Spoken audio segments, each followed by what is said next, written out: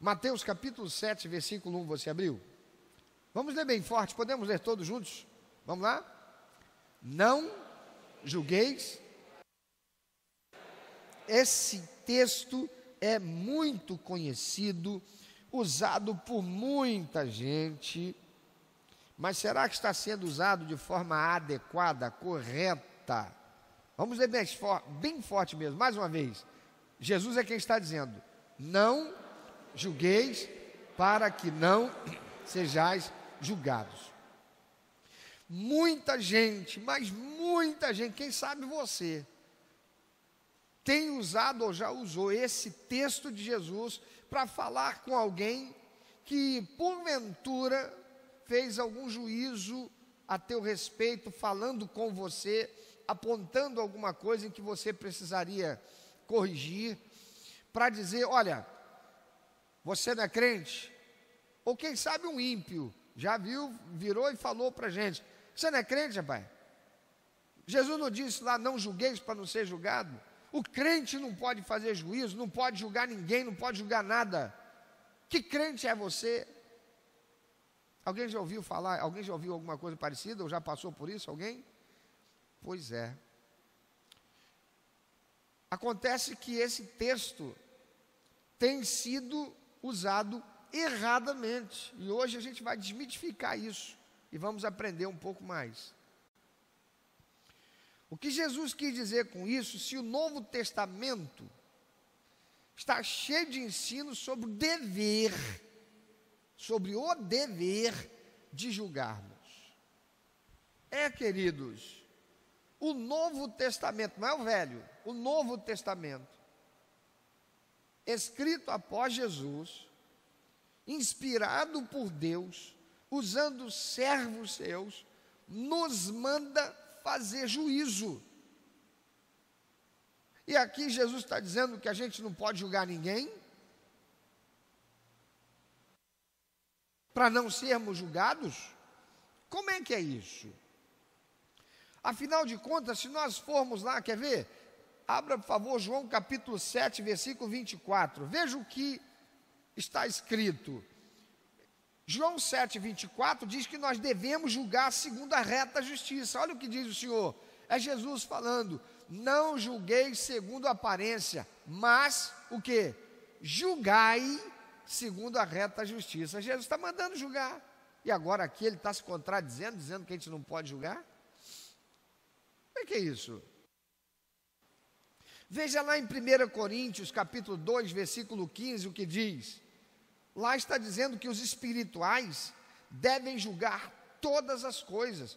1 Coríntios 2,15 diz: mas o que é espiritual, ou seja, aquele que é espiritual, discerne bem tudo, e ele de ninguém é discernido. Discernir é julgar entre o que é certo e o que é errado. Ora, lá em 1 Coríntios capítulo 6, versículo 5, diz que nós devemos julgar as disputas entre os irmãos. Veja o que diz lá, 1 Coríntios 6, 5. Para vos envergonhar, digo, não há, pois, entre vós sábios, nem mesmo um que possa julgar entre seus irmãos. Paulo está discipulando a igreja de Corinto e chamando a atenção porque os membros da igreja que tinham um problema com o outro estavam procurando o juiz lá de fora, o juiz secular. E Paulo está dizendo: vem cá, entre vocês não tem ninguém que seja sábio para julgar entre os seus irmãos? E ele está sendo coerente com o que Jesus manda lá em Mateus 18,15, diz: ora, se teu irmão pecar, vai entre ti e ele só. Não é juízo? Lá em 1 Coríntios 5, 9 a 12, está escrito que nós devemos julgar o pecado na igreja. Veja o que diz 1 Coríntios 5, 9 a 12. Já por carta vos tenho escrito que não vos associeis com os que se prostituem.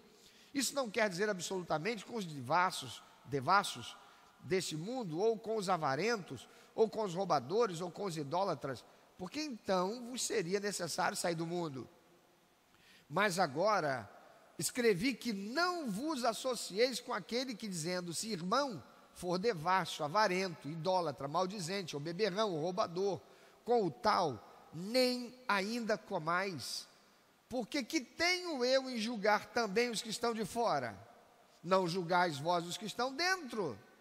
Paulo está claramente ensinando, ordenando da parte de Deus, que nós os crentes temos que julgar o pecado que existe na igreja. O irmão está em pecado, ele tem que ser julgado por isso. Em 1 Coríntios 10, 15, olha o que diz o apóstolo Paulo, que a igreja deve julgar o que é dito a ela. Veja o que ele diz: falo como a sábios, julgai vós mesmo o que digo. A igreja deve julgar o que está sendo dito pelo pastor, pelo pregador. Em 1 Coríntios 14, 29, Paulo diz que devemos julgar as profecias. Ele diz lá: e falem 2 ou 3 profetas, e os outros façam o quê? Julguem. Que negócio é esse de Jesus dizer que não é para julgar? A Bíblia está se contradizendo. Gálatas capítulo 1, versículo 8 e 9, diz que devemos julgar aqueles que pregam o falso evangelho. Veja o que diz: mas ainda que nós mesmos, ou um anjo do céu, vos anuncie outro evangelho, além do que já vos tem anunciado, seja anátema, ou seja, seja maldito. Assim como já vos dissemos, agora de novo também vos digo, se alguém vos anunciar outro evangelho, além do que já recebestes, seja anátema. Ele está claramente dizendo que nós temos que julgar aqueles que estão falando falso evangelho, pregando um falso evangelho. Efésios capítulo 5, versículo 11, o apóstolo Paulo ainda vai dizer que nós devemos julgar as obras das trevas. Ele diz: e não comuniqueis com as obras infrutuosas das trevas, mas antes condenai-as. O que é a obra infrutuosa das trevas? Alguém que esteja fazendo alguma coisa que seja pecado. Nós devemos condená-las. O corrupto deve ser condenado, o ladrão deve ser condenado, o roubador deve ser condenado, o mentiroso deve ser condenado, ser responsabilizado pelos seus atos errados. 1 João, capítulo 4, versículo 1, o apóstolo João diz que devemos julgar os que se dizem profetas. Ele diz lá: amados, não creais em todo espírito, mas provai se os espíritos são de Deus, porque já muitos falsos profetas se têm levantado no mundo. Como é que eu vou saber o falso profeta se eu não julgar o que ele está falando? Com todos estes textos, amados, claramente expostos, como é possível alguém dizer: não julgueis para que não sejais julgados, usando esse texto de Jesus para dizer que você não pode julgar alguém, que você não pode fazer juízo, que eu não posso? Ou Jesus estava errado, ou os apóstolos erraram e não falaram da parte de Deus. Ou eu estou errado, porque estou lendo e entendendo errado. O que você acha que é o certo? É claro que quem está dizendo isso não conhece a palavra de Deus. Ouviu alguém usar esse texto isoladamente como justificativa para impor a alguém o não julgar. Porque não é isso que Jesus está dizendo. E aí está mais uma vez o perigo de você tirar um texto do contexto, porque dá margem para uma heresia, dá margem para uma doutrina errada, um entendimento equivocado, para dizer o mínimo. Porque não é isso que Jesus está dizendo.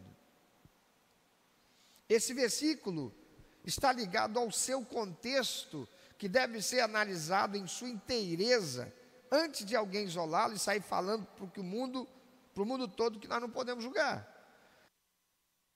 Isso que Jesus começa a falar no versículo 1, ele termina no versículo 5. Ele diz no primeiro versículo, agora sim, vamos lá, Mateus 7, de 1 a 5, vamos ler juntos? Não julgueis para que não sejais julgados, Porque com o juízo com que julgardes, sereis julgados, e com a medida com que tiverdes medido, vos hão de medir a vós. E por que reparas tu no argueiro que está no olho do teu irmão, e não vês a trave que está no teu olho? Ou como dirás a teu irmão, deixa-me tirar o argueiro do teu olho, estando uma trave no teu?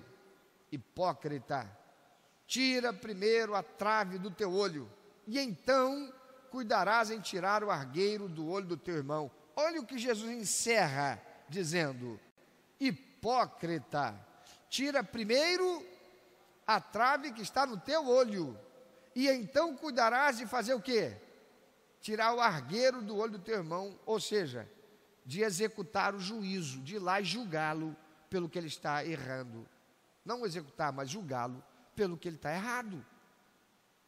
Então Jesus encerra dizendo que o juízo é para ser feito.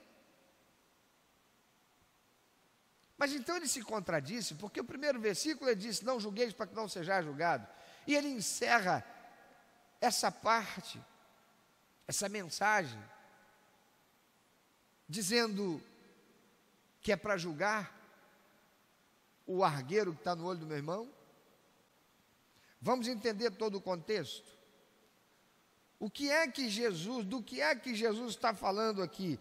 Jesus está ensinando, querido, que não devemos julgar se nós vivemos na prática do mesmo pecado que julgamos, porque isso nos torna o que ele diz no verso 5. O quê? Hipócritas. Então eu estou julgando o irmão porque ele fez uma maledicência. Ele chegou para mim e veio falar mal dela. Alguma coisa aconteceu entre eles, ele veio falar comigo. Isso se chama maledicência. Aí eu vou e chamo a atenção dele, exorto ele, vou praticar Mateus 18:15 com ele, que você está errado. Mas espera aí, eu sou fofoqueiro. Por quê? Porque ele falou para mim algo dele, do problema deles, e eu falei para ele. Isso fez de mim um fofoqueiro. Como é que eu sou fofoqueiro? Estou chamando a atenção de alguém que é hipócrita, que é maledicente.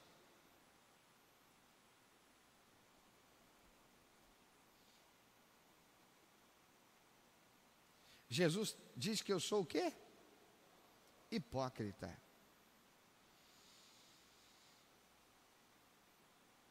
Eu sou hipócrita. Irmãos, ainda nesse texto, Jesus ordena julgar o falso profeta e ainda julgar para saber quem é porco ou é cão. Veja o que diz lá o verso 6. Não deis aos cães as coisas santas, nem deiteis aos porcos as vossas pérolas, para que não as pisem e voltando-se vos despedacem. Quem é que Jesus está chamando de cão e porco ali?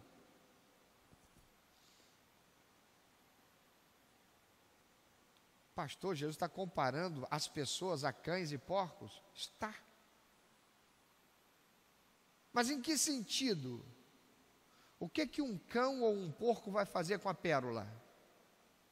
Vai fazer o quê? Nada. Vai servir para ele fazer o quê? Ele vai comer? Não. Ele vai colocar na pata? Não. Vai pendurar no pescoço? Não.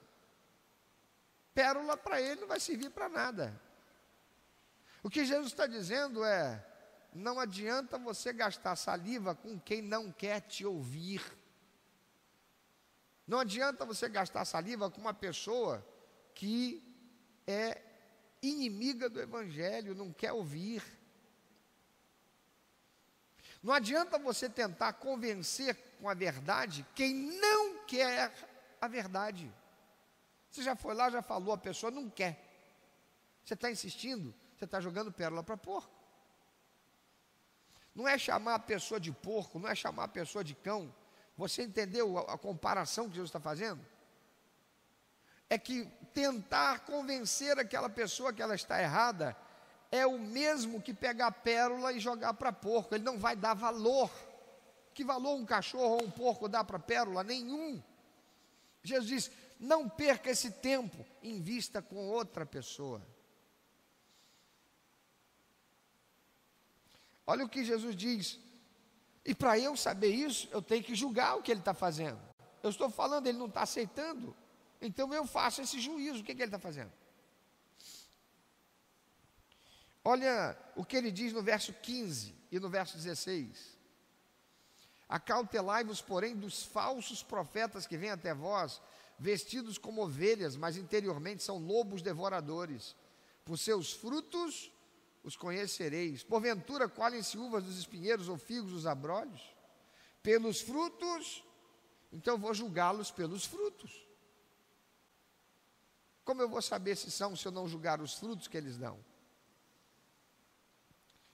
Amados, o julgamento da igreja, do crente, deve ser baseado na palavra de Deus, chamando o errante de volta para a palavra de Deus, Mateus 18,15, e orando pela sua restauração, mas acima de tudo, defender a pureza do Evangelho. Em momento nenhum Jesus disse que nós não podemos julgar.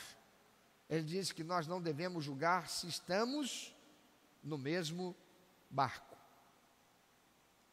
Como é que eu vou julgar se eu estou sendo julgado pela mesma palavra? Que autoridade, que moral eu tenho? Quem de nós aqui já não ouviu alguém falar assim: para ser crente igual fulano, eu prefiro não ser? Alguém já ouviu falar?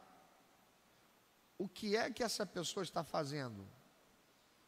Ela está dizendo: aquele crente tem uma palavra, uma pregação, uma mensagem, mas a vida dele não coaduna, não confirma, não concorda com a palavra que ele mesmo prega. Então esse crente é um hipócrita, porque ele tem uma palavra que tanto salva o mundo como condena o mundo. É uma palavra de juízo, mas ele mesmo está sendo condenado pelo mundo por sua hipocrisia. Isto é o que Jesus está dizendo que nós não podemos fazer. Por isso ele diz: não julgueis para que não sejais julgados, pois com o critério com que julgardes, sereis julgados, e com a medida que tiverdes medido, também medirão a vós. Meu irmão, minha irmã, nesse contexto, o que Jesus está chamando a nós é a responsabilidade de que sejamos honrados, honestos, dignos, santos, para exercermos o santo juízo a que somos chamados a realizar. Porque todos aqueles textos foram apenas alguns poucos que eu extraí da palavra de Deus, e há muitos outros em que Deus nos urge, nos chama para fazermos juízo. Mas para isso, temos que fazê-lo à luz da palavra de Deus. E para fazermos à luz da palavra de Deus, essa palavra de Deus tem que estar julgando a mim também. Estou inocente? Amém. Não estou inocente? O que eu devo fazer? Deixar de fazer o juízo? É isso? Não.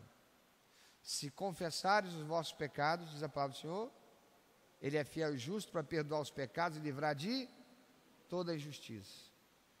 Eu confesso, peço perdão, abandono o erro, para que então eu possa ter autoridade na palavra de Deus, pela minha vida testemunhar que a palavra de Deus, que é a espada de dois gumes, corta lá como corta cá,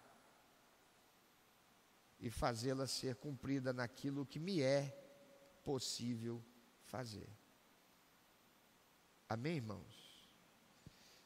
Por isso, se você não conhece a lei de Deus, que é a palavra de Deus, não ouse julgar nada nem a ninguém.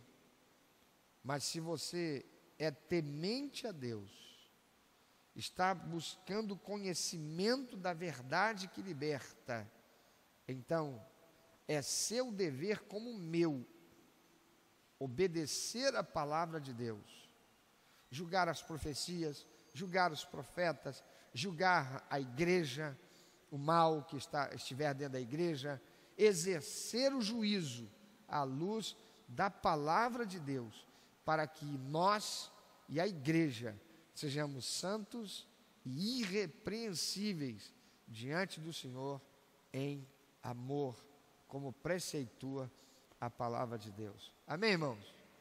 Por isso, quando alguém disser para você, está fazendo juízo, mano? A Bíblia lá não diz lá que não pode julgar? O que você vai dizer? Senta aqui. Está com tempo? Me dá então 5 minutos, senta aqui do meu lado, deixa eu mostrar para você que você não sabe nada do que você está falando. A palavra de Deus, o que diz aqui é outra coisa. Senta aqui. Você vê isso em mim? Não. Então eu estou exercendo a autoridade da palavra de Deus. Amém, irmãos? Pensa um pouquinho sobre isso. Pensa no que eu vou dizer agora. Isso nos faz ficar temerosos e nos tornarmos covardes para exercer o juízo que Deus manda exercer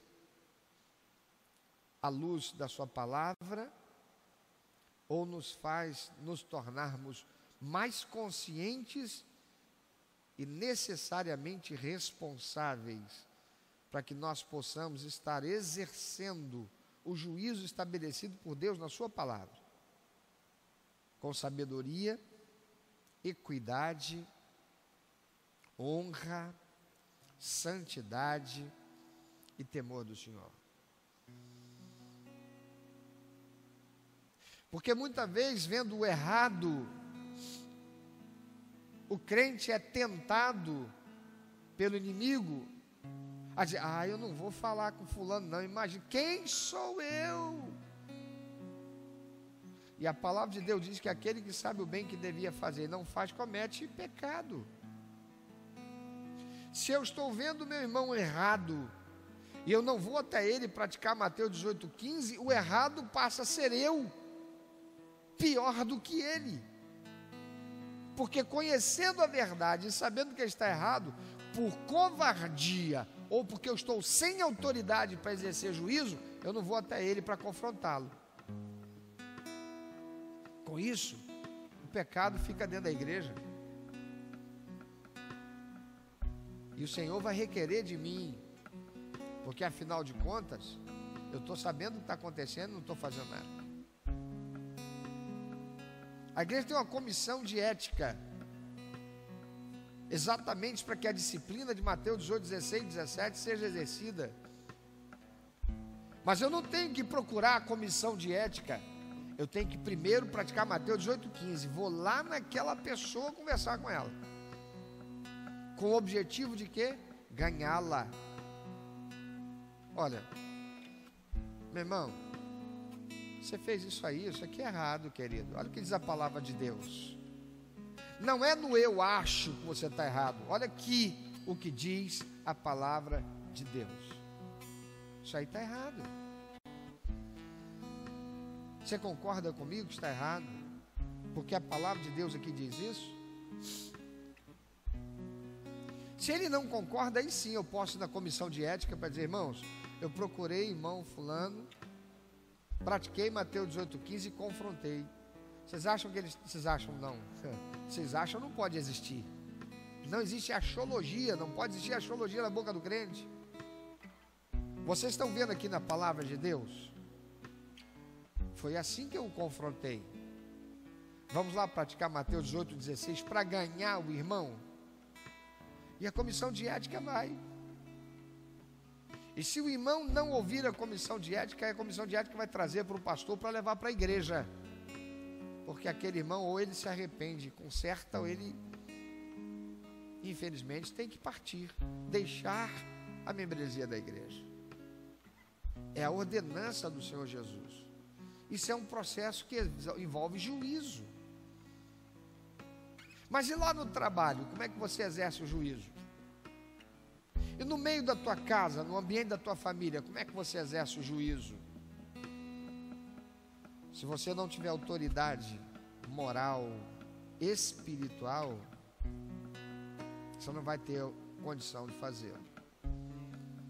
E Deus espera que nós estejamos prontos, aptos para usarmos da sua palavra com santidade, com autoridade e com amor.